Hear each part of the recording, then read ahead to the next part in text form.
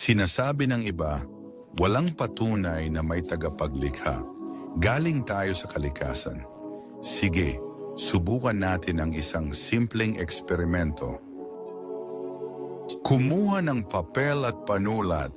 Ngayon isulat, gusto kong lumikha ng mansanas. Gumuhit ng puno, pindutin ang papel at maghintay. May lumitaw bang mansanas? Siyempre hindi. Bakit? Dahil kahit ang pinakasimpleng bagay sa paligid natin ay nangangailangan ng enerhiya, kaalaman, kapangyarihan, at hindi ito nagmumula sa wala.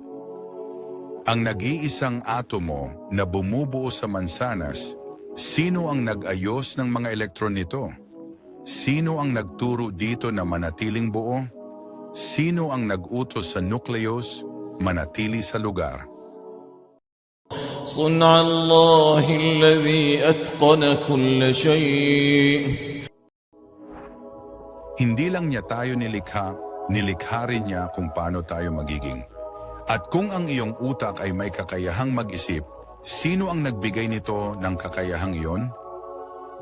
Kung ang isang computer ay nangangailangan ng programmer, paano naman ang isang isip na nangangarap, nagmamahal at nagtatanong, bakit ako naririto? Maaring wala kang lahat ng sagot, pero may mga kwalipikadong tagapagtawag sa pananampalataya na makikinig sa iyo, makakaintindi sa iyo, at tutugon ng may kalmado at kalinawan. Simulan mo na ang pag-uusap ngayon, wala kang mawawala.